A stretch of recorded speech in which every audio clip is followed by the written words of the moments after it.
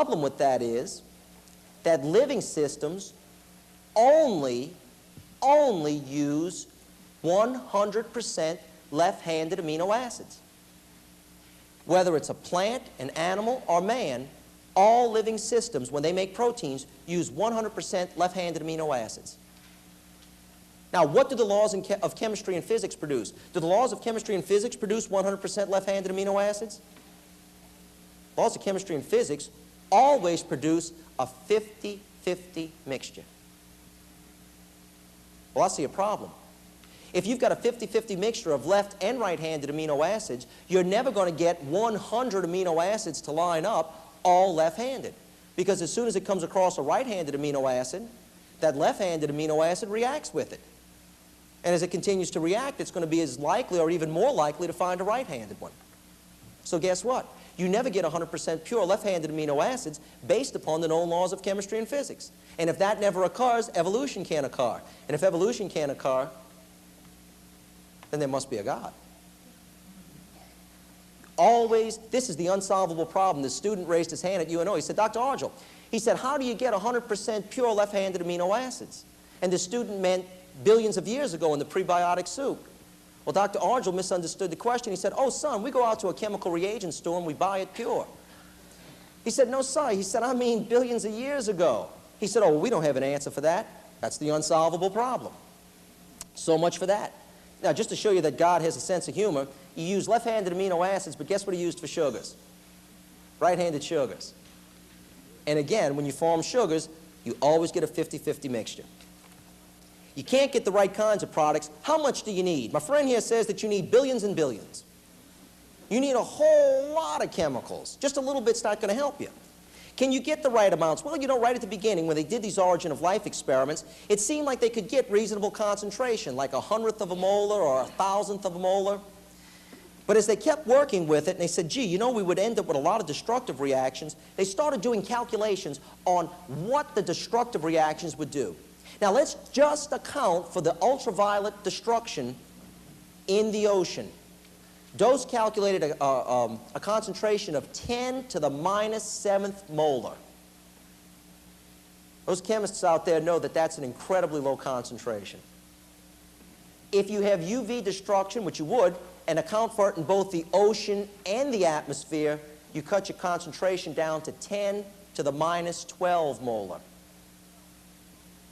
Just by itself, the destructive reactions we looked at would cut your concentration down to 10 to the -7th molar. And your final molar concentration would be somewhere around the product of these two. Ladies and gentlemen, that's incredibly low. I think it's Dr. Hull that did this calculation because some people said, oh, but look, if it reacted up in the atmosphere, you could protect it. No way. You'd still take 3 years for these amino acids that formed in the upper atmosphere to start drifting down to the earth. 97% of them would be destroyed. 3% survival deposited in the ocean would yield a concentration of the amino acid glycine of 10 to the -24 molar. The sugar glucose would have a concentration of 10 to the -134 molar. Now we're at infinite dilution. If you know anything about the mass action law of chemistry and about concentrations, you cannot get rapid chemical reactions, especially in the face of destructive reactions, to form any reasonable product. You just do not get the right amounts. Dr. Hull put it this way: the physical chemist, guided by the proved principles of chemical thermodynamics and kinetics, cannot offer any encouragement to the biochemist who needs an ocean full of organic compounds to form even lifeless coacervates. Nissenbaum and Kenyon state it this way: it is now generally accepted that the concentration of the soup, they mean the prebiotic soup, that primitive ocean, was probably too small for efficient synthesis, particularly of biopolymers. You don't get the right amounts, you get the wrong amounts. Well, what about the right reactions? We're not even halfway down there yet, and we've already struck out every place we've looked. Can we get the right reactions? And what are the right reactions? Well, we want amino acids to tie up with amino acids. We don't want amino acids to hook to sugars or to bases or to phosphate, and we want sugars to connect to phosphates, and we want the base to connect to the sugar. Now, do we get those specific reactions? Can we get those right reactions? And the answer is absolutely not. You see, we have a problem. Remember we said sugars need formaldehyde? We have to put formaldehyde in there to get sugars, and we need sugars. No DNA, no life. So we need sugars, which means we need formaldehyde, but formaldehyde does something terrible. Formaldehyde fixes proteins. It fixes amino acids so that they can't react. You know, like when you fix your cat, he can't react? You do the same thing with amino acids when you put formaldehyde in them. It's the tanning reaction. That's how we preserve leather. And that stuff just doesn't react at all. So that formaldehyde would very, very quickly eliminate all of our amino acids. We wouldn't form any proteins. No protein, no life. No life, no evolution. Hydrolysis would destroy the amino acids, and all the other reactions we looked at would also destroy those reactions. But there's something else that's going to go on with these reactions. Back to Miller and Urey, the trap.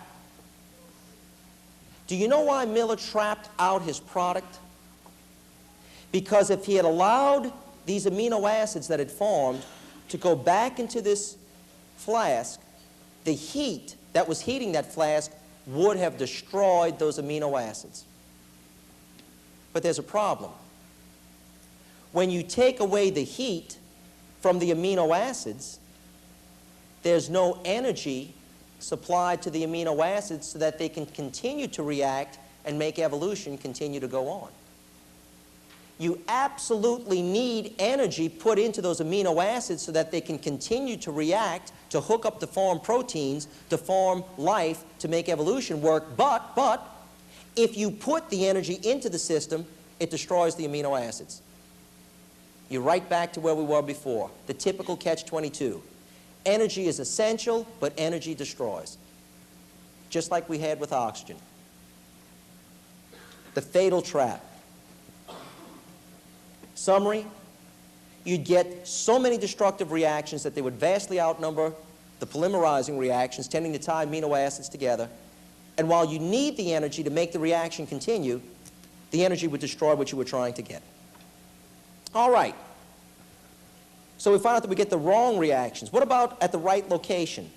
Can you get these reactions to occur in the right location? It's what I call the right church, wrong pew syndrome. Like this gentleman says, well, I guess I'll have the ham and eggs.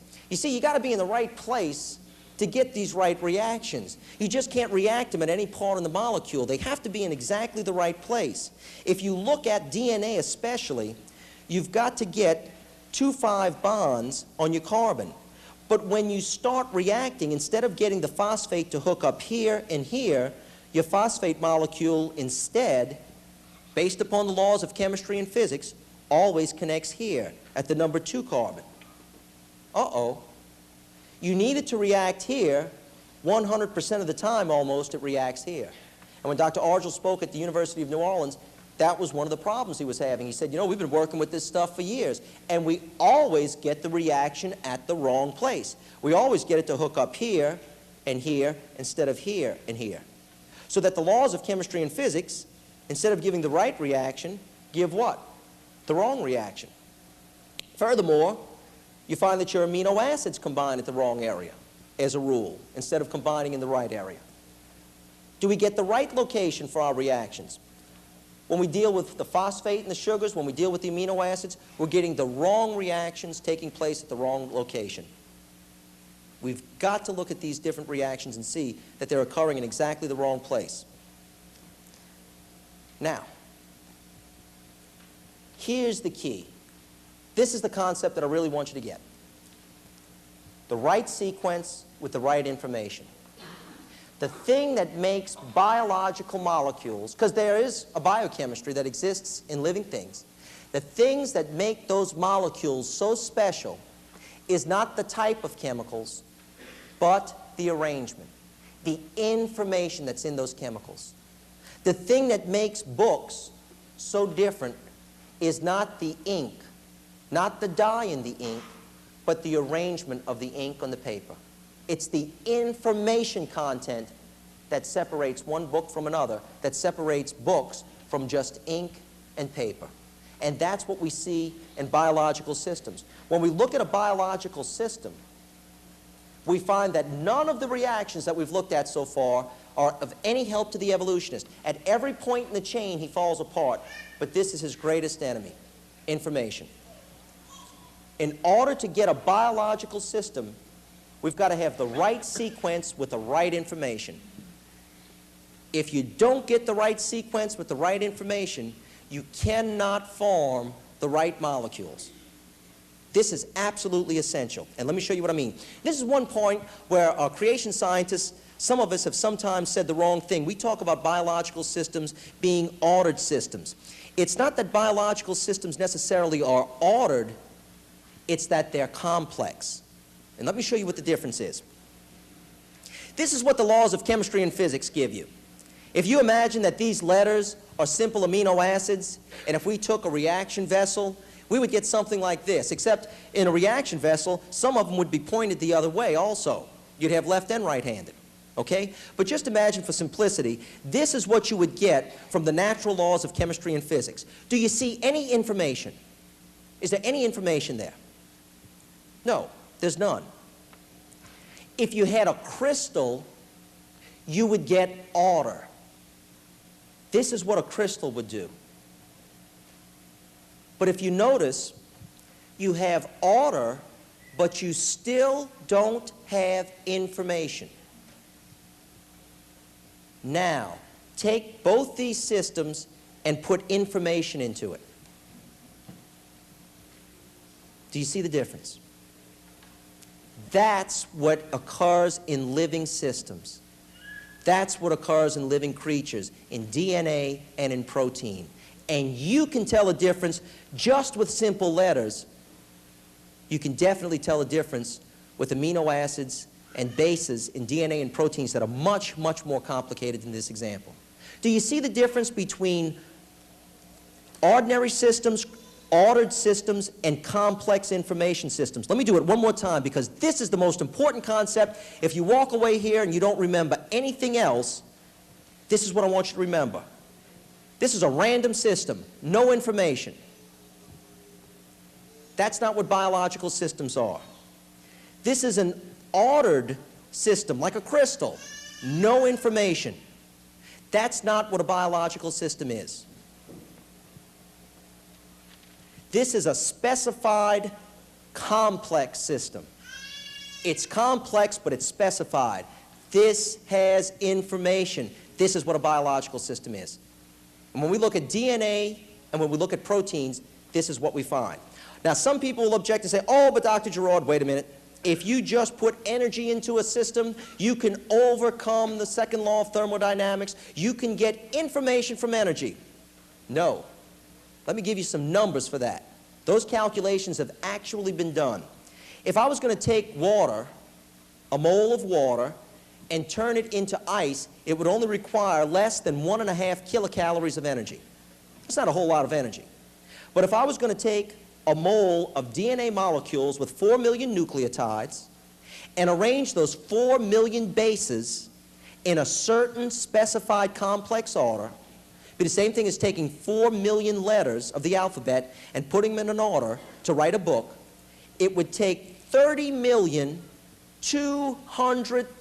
kilocalories of energy. Guess what would happen to the chemical bonds? They would vaporize, or at least melt. They would break apart. The biological molecules could not hold that much energy. So by the time you put all the energy into the system that you need to put it in the right order, the system itself would have broken down because of the amount of energy that you put into it. It's like asking a question, well, can I pour molten steel into a styrofoam cup? Yeah, for a very short period of time.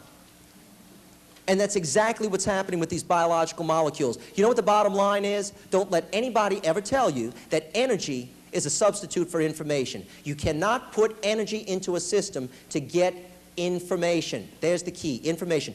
Information requires what? Intelligence. And when I look at an information system in the human body, I'm looking at a system of DNA. Your DNA, my DNA, has enough information, it's been estimated, to fill 1,000 books, 500 pages each, with the smallest readable print possible. 1,000 books, 500 pages each, with the smallest readable print. Now, if you saw 1,000 books out there, all different, 500 pages each, with the smallest readable print you could read, do you think that came about by billions of years of evolution? Do you think it came about by an explosion in a print factory? Or do you think that you had an intelligent source for all that information to come from? Remember, the second law of thermodynamics, as it applies to information theory, says that I can't get more information in a system than I start with. I can lose information, but I can't put more in. That means that you can't go from a simple bacteria to a complex human being. You can only go down, and this is the area. Let me show you one other thing about energy. Energy just supplies energy. It doesn't supply information. This is a home on the Gulf Coast right before Hurricane Camille.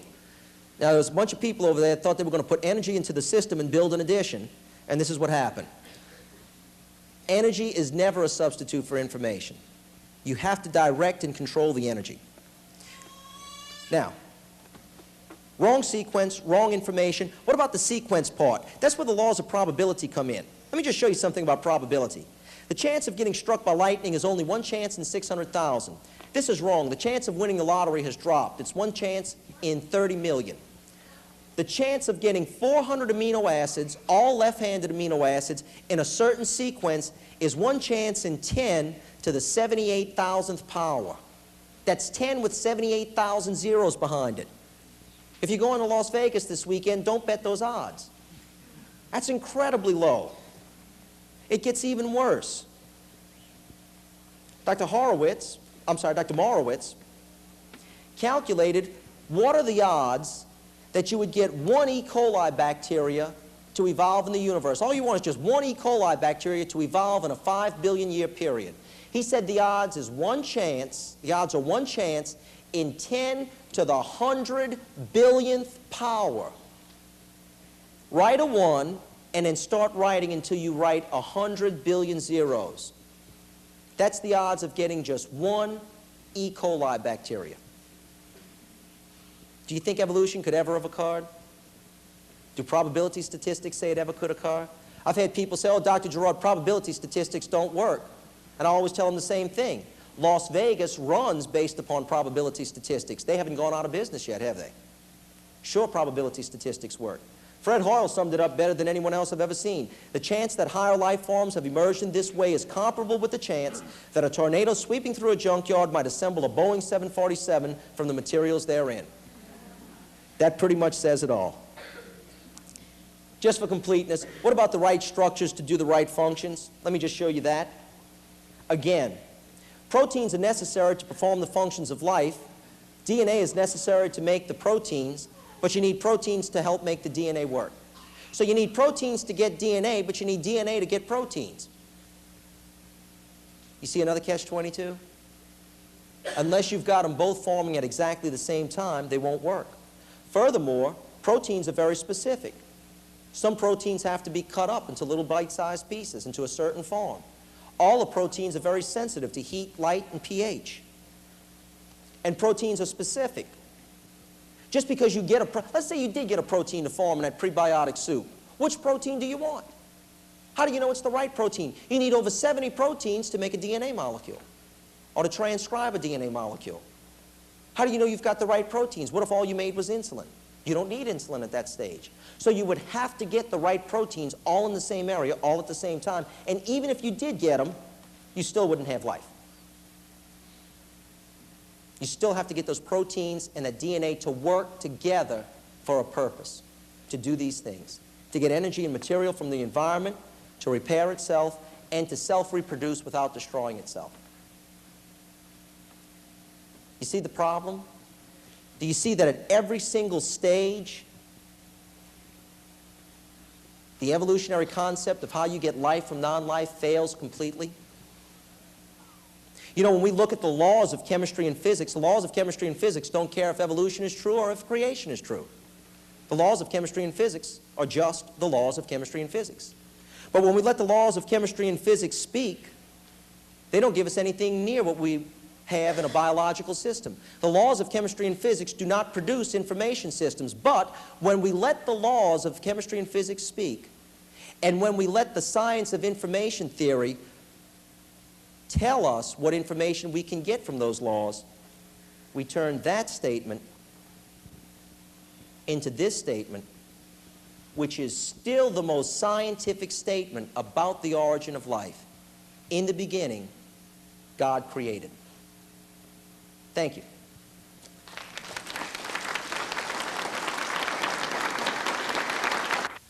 For your free information pack, including a catalog of creation materials, contact the Institute for Creation Research. Write Post Office Box 2667, El Cajon, California, 92021, or call 619-448-0900.